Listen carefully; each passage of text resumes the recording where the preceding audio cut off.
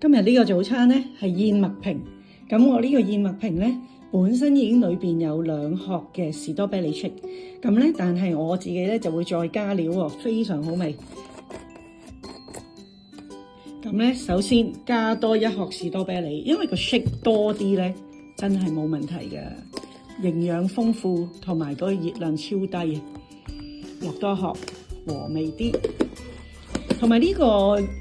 燕麥瓶裏邊都加咗纖維粉噶啦，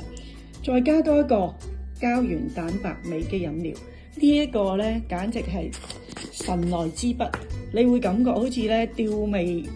超好食，難以形容。你哋可以試下，嗱，佢係咁樣嘅橙粉咁樣，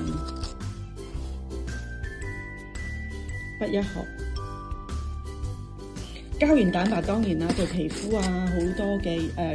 嗰個需要膠原嘅地方都會有一個補充咯。